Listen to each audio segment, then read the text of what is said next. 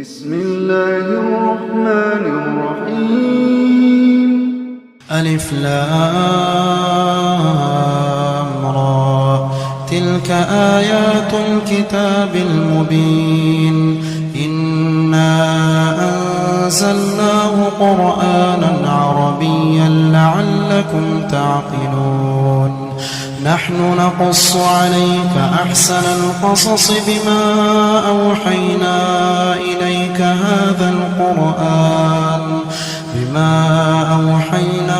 إليك هذا القرآن وإن كنت من قبله لمن الغافلين إذ قال يوسف لأبيه يا أبت إني رأيت 11 كوكبا والشمس والقمر رأيتهم لي ساجدين قال يا بني لا تقصص رؤياك على إخوتك فيكيدوا لك كيدا إن الشيطان للإنسان عدو مبين وكذلك يجتبيك ربك ويعلمك من تأويل الأحاديث ويتم نعمته عليك وعلى آل يعقوب كما أتمها على أبويك من قبل إبراهيم وإسحاق إن ربك عليم حكيم لقد كان في يوسف وإخوته آيات للسائلين إذ قالوا ليوسف وأخوه أحب إلى أبينا منا ونحن عصبة إن أبانا لفي ضلال مبين اقتلوا يوسف أو اطرحوه أرضا يخل لكم وجه أبيكم وتكونوا من بعده قوما صالحين قال قائل منهم لا تقتلوا يوسف وألقوه في غيابة الجب يلتقطوا بعض السيارة إن كنتم فاعلين قالوا يا أبانا ما لك لا تأمنا على يوسف وإنا له لناصحون أرسله معنا غدا يرتع ويلعب وإنا له لحافظون قال إني ليحزنني أن تذهبوا به وأخاف أن يأكله الذئب وأنتم عنه غافلون قالوا لئن أكله الذئب ونحن عصبة إنا إذا لخاسرون فلما ذهبوا به وأجمعوا أن يجعلوه في غيابة الجب وأوحينا إليه لتنبئنهم بأمرهم هذا وهم لا يشعرون وجاءوا أباهم عشاء يبكون قالوا يا أبانا إنا ذهبنا نستبق وتركنا يوسف عند متاعنا فأكله الذئب وما أنت بمؤمن لنا ولو كنا صادقين وجاءوا على قميصه بدم كذب قال بل سولت لكم أنفسكم أمرا صبر جميل والله المستعان على ما تصفون. وجاءت سيارة فأرسلوا واردهم فأدلى دلوه قال يا بشرى هذا غلام وأسروه بضاعة والله عليم بما يعملون. وشروا بثمن بخس دراهم معدودة وكانوا فيه من الزاهدين. وقال الذي اشتراه من مصر لامرأته أكرمي مثواه عسى أن ينفعنا أو نتخذه ولدا وكذلك مكنا ليوسف في الأرض ولنعلمه من تأويل الأحاديث والله غالب على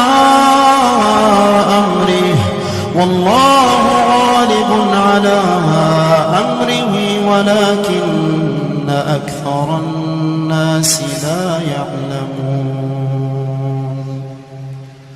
ولما بلغ أشده آتيناه حكما وعلما وكذلك نجزي المحسنين. وراودته التي هو في بيتها عن نفسه وغلقت الأبواب وقالت هيت لك قال معاذ الله إنه ربي أحسن مثواي إنه لا يفلح الظالمون. ولقد همت به وهم بها لولا أن رأى برهان ربه كذلك لنصرف عنه السوء والفحشاء إنه من عبادنا المخلصين. واستبق الباب وقدت قميصه من دبر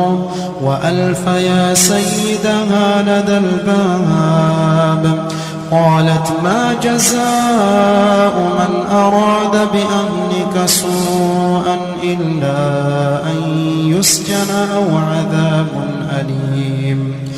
قال هي راودتني عن نفسي وشهد شاهد من أهلها إن كان قميصه قد من قبل فصدقت وهو من الكاذبين وإن كان قميصه قد من دبر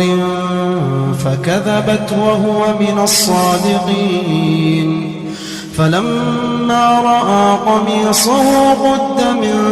دبر قال إنه من كيدكن إن كيدكن عظيم. يوسف أعرض عن هذا واستغفري لذنبك إنك كنت من الخاطئين. وقال نسوة في المدينة امرأة العزيز تراود فتاها عن نفسه قد شغفها حبا إنا لنراها في ضلال مبين. فلما سمعت بمكرهن أرسلت إليهن وأعتدت لهن متكأ وآتت كل واحدة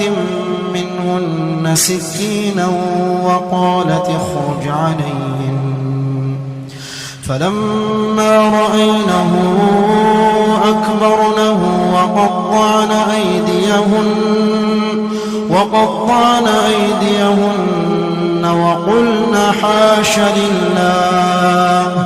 وقلن حاش لله ما هذا بشرا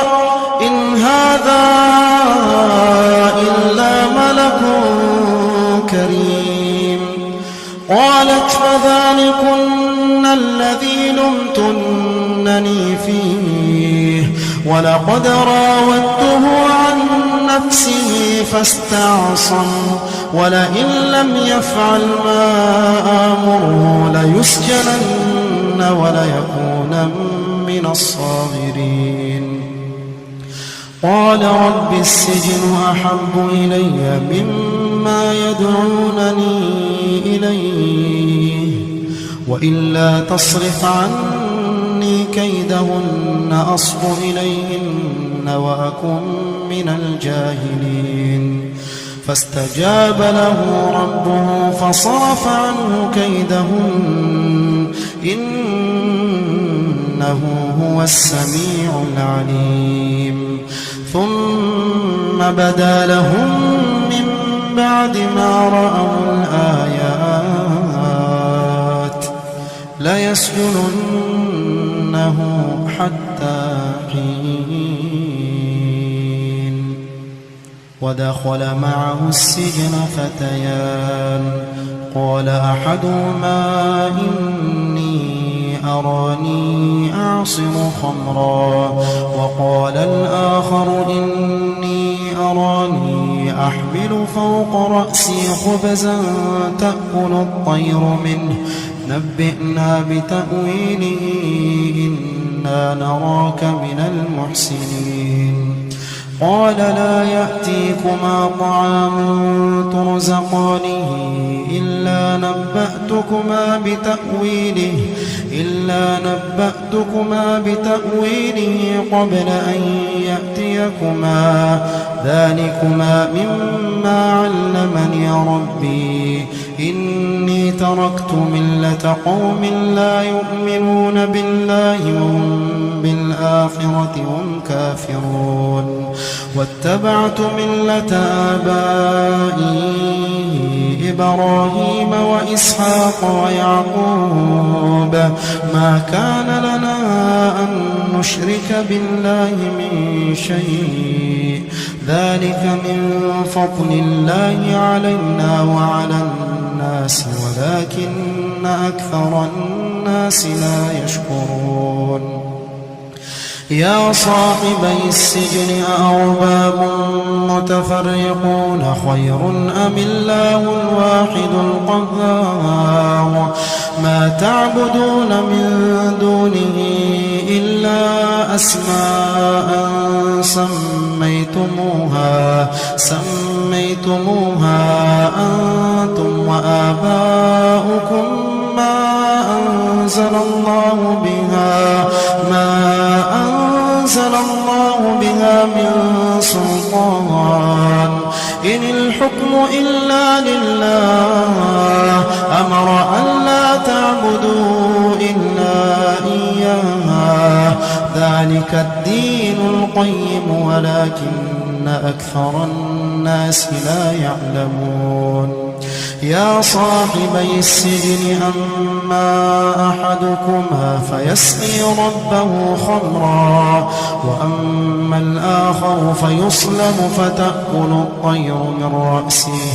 قضي الأمر الذي فيه تستفتيان وقال للذي ظن أنه ناج منهما اذكرني عند ربك فأنساه الشيطان ذكر ربه فلبث في السجن بضع سنين وقال الملك إني أرى 7 بقرات سمان يأكلهن 7 عجاف و7 سنبلات خضر وأخر يابسات يا أيها الملأ أفتوني في رؤياي إن كنتم للرؤيا تعبرون قالوا أضغاث أحلام وما نحن بتأويل الأحلام بعالمين وقال الذي نجا منهما وادكر بعد أمة أنا أنبئكم بتأويله فأرسلون يوسف أيها الصديق أفتنا في 7 بقرات سمان يأكلهن 7 عجاف و7 سنبلات خضر وأخر يابسات لعلي أرجع إلى الناس لعلهم يعلمون قال تزرعون 7 سنين دأبا فما حصدتم فذروه في سنبله إلا قليلا مما تأكلون ثم يأتي من بعد ذلك 7 شداد يأكلن ما قدمتم لهن إلا قليلا مما تحصنون ثم يأتي من بعد ذلك عام فيه يغاث الناس وفيه يعصرون وقال الملك ائتوني به فلما جاءه الرسول قال ارجع إلى ربك فاسأله ما بال النسوة اللاتي قطعن أيديهن إن ربي بكيدهن عليم قال ما خطبكن إذ راوتن يوسف عن نفسه قلنا حاش لله ما علمنا عليه من سوء قالت امرأة العزيز الآن حصحص الحق أنا راودته عن نفسه وإنه لمن الصادقين ذلك ليعلم أني لم أخنه بالغيب وأن الله لا يهدي كيد الخائنين وما أبرئ نفسي إن النفس لأمارة بالسوء إلا ما رحم ربي إن ربي غفور رحيم وقال الملك ائتوني به أستخلصه لنفسي فلما كلمه قال إنك اليوم لدينا مكين أمين قال اجعلني على خزائن الأرض إني حفيظ عليم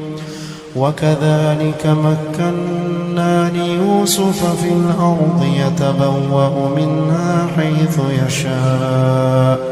نصيب برحمتنا من نشاء ولا نضيع أجر المحسنين ولأجر الآخرة خير للذين آمنوا وكانوا يتقون وجاء إخوة يوسف فدخلوا عليه فعرفهم وهم له منكرون ولما جهزهم بجهازهم قال ائتوني بأخ لكم من أبيكم ألا ترون أني أوفي الكيل وأنا خير المنزلين فإن لم تأتوني به فلا كيل لكم عندي ولا تقربون قالوا سنراود عنه أباه وإنا لفاعلون وقال لفتيانه جعلوا بضاعتهم في رحالهم لعلهم يعرفونها إذا انقلبوا إلى أهلهم لعلهم يرجعون فلما رجعوا إلى أبيهم قالوا يا أبانا منع منا الكيل فأرسل معنا أخانا نكتل وإنا له لحافظون قال هل آمنكم عليه إلا كما أمنتكم على أخيه من قبل فالله خير حافظا وهو أرحم الراحمين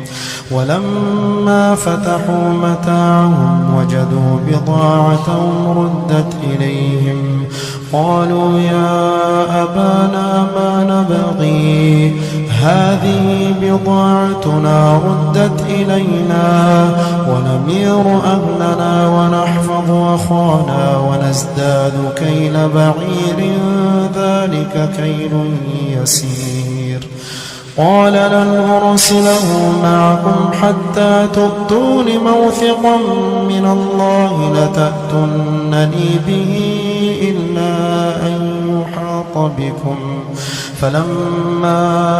آتوا موثقهم قال الله على ما نقول وكيل وقال يا بني لا تدخلوا من باب واحد وادخلوا من أبواب متفرقة وما أغني عنكم من الله من شيء إن الحكم إلا لله عليه توكلت وعليه فليتوكل المتوكلون ولما دخلوا من حيث أمرهم أبوهم ما كان يغني عنهم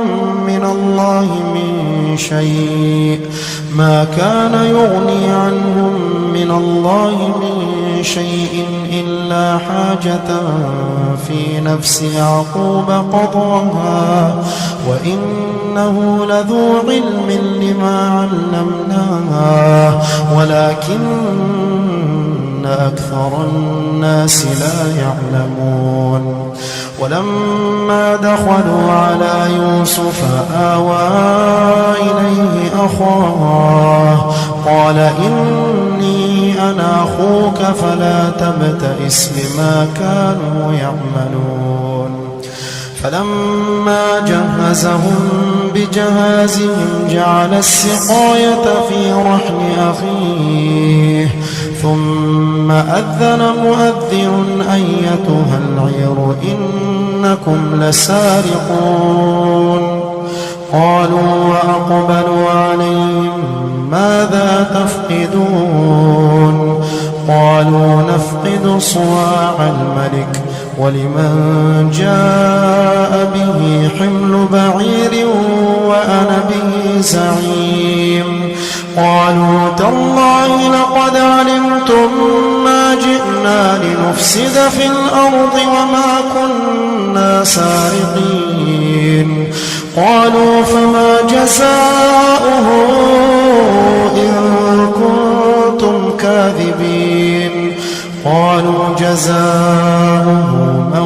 وجد في رحله فهو جزاؤه كذلك نجزي الظالمين فبدأ بأوعيتهم قبل وعاء أخيه ثم استخرجها من وعاء أخيه كذلك كدنا ليوسف ما كان ليأخذ أخاه في دين الملك إلا أن يشاء الله نرفع درجات من نشاء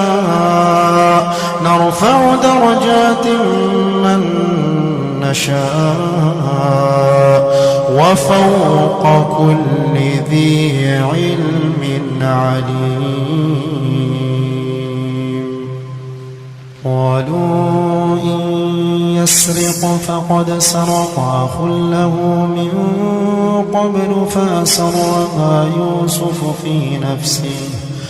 فأسرها يوسف في نفسه ولم يبدها لهم قال أنتم شر مكانا والله أعلم بما تصفون قالوا يا أيها العزيز إن له أبا شيخا كبيرا فخذ أحدنا مكانه إنا نراك من المحسنين. قال معاذ الله أن نأخذ إلا من وجدنا متاعنا عنده إنا إذا لظالمون. فلما استيئسوا منه خلصوا نجيا قال كبيرهم ألم تعلموا أن أباكم قد أخذ عليكم موثقا من الله ألم تعلموا أن أباكم قد أخذ عليكم موثقا من الله ومن قبل ما فرطتم في يوسف فلن أبرح الأرض حتى يأذن لي أبي أو يحكم الله لي وهو خير الحاكمين. ارجعوا إلى أبيكم فقولوا يا أبانا إن ابنك سرق وما شهدنا إلا بما علمنا وما كنا للغيب حافظين. واسأل القرية التي كنا فيها والعير التي أقبلنا فيها وإنا لصادقون. قال بل سولت لكم أنفسكم أمرا فصبر جميل عسى الله أن يأتيني بهم جميعا إنه هو العليم الحكيم. وتولى عنهم وقال يا أسفا على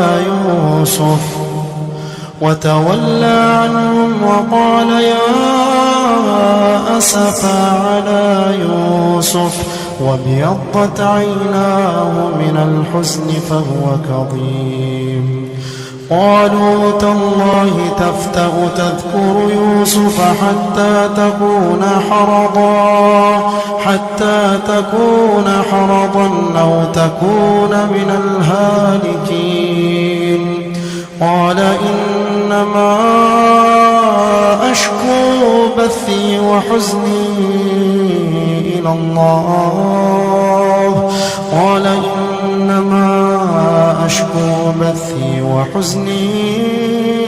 إلى الله وأعلم من الله ما لا تعلمون.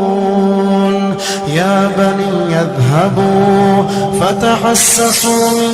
يوسف وأخيه ولا تيأسوا من روح الله إنه لا ييأس من روح الله إلا القوم الكافرون. فلما دخلوا عليه قالوا يا أيها العزيز مسنا وأهلنا الضر وجئنا ببضاعة مزجاة فأوف لنا الكيل وتصدق علينا إن الله يجزي المتصدقين. قال هل علمتم ما فعلتم بيوسف وأخيه إذ أنتم جاهلون. قالوا أئنك لأنت يوسف قال أنا يوسف وهذا أخي قد من الله علينا إنه من يتق ويصبر فإن الله لا يضيع أجر المحسنين.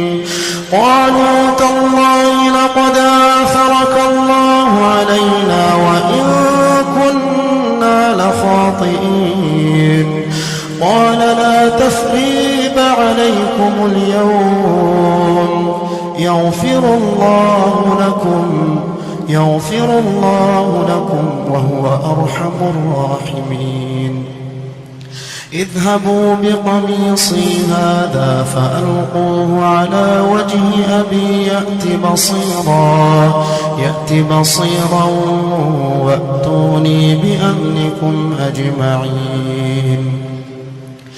ولما فصلت العير قال أبوهم إني لأجد ريح يوسف لولا أن تفندون قالوا تالله إنك لفي ضلالك القديم فلما أن جاء البشير ألقاه على وجهه فارتد بصيرا قال ألم أقل لكم إني أعلم من الله ما لا تعلمون قالوا يا أبانا استغفر لنا ذنوبنا إنا كنا خاطئين قال سوف أستغفر لكم ربي إنه هو الغفور الرحيم فلما دخلوا على يوسف آوى إليه أبويه وقال ادخلوا مصر إن شاء الله آمنين ورفع أبويه على العرش وخروا له سجدا وقال يا أبت هذا تأويل رؤياي من قبل قد جعل ربي حقا وقد أحسن بي إذ أخرجني من السجن وجاء بكم من البدو من بعد أن نزغ الشيطان بيني وبين إخوتي إن ربي لطيف لما يشاء إنه هو العليم الحكيم رب قد آتيتني من الملك وعلمتني من تأويل الأحاديث فاطر السماوات والأرض أنت ولي في الدنيا والآخرة توفني مسلما وألحقني بالصالحين رب قد آتيتني من الملك وعلمتني من تأويل الأحاديث فاطر السماوات والأرض أنت ولي في الدنيا والآخرة توفني مسلما وألحقني بالصالحين ذلك من أنباء الغيب نوحيه إليك وما كنت لديهم إذ أجمعوا أمرهم وهم يمكرون وما أكثر الناس ولو حرصت بمؤمنين وما تسألهم عليه من أجر إن هو إلا ذكر للعالمين وكأين من آية في السماوات والأرض يمرون عليها وهم عنها معرضون وما يؤمن أكثرهم بالله إلا وهم مشركون أفأمنوا أن تأتيهم غاشية من عذاب الله أو تأتيهم الساعة بغتة وهم لا يشعرون قل هذه سبيلي أدعو إلى الله على بصيرة أنا ومن اتبعني وسبحان الله وما أنا من المشركين وما أرسلنا من قبلك إلا رجالا نوحي إليهم من أهل القرى أفلم يسيروا في الأرض فينظروا كيف كان عاقبة الذين من قبلهم ولدار الآخرة خير للذين اتقوا أفلا تعقلون حتى إذا استيأس الرسل وظنوا أنهم قد كذبوا جاءهم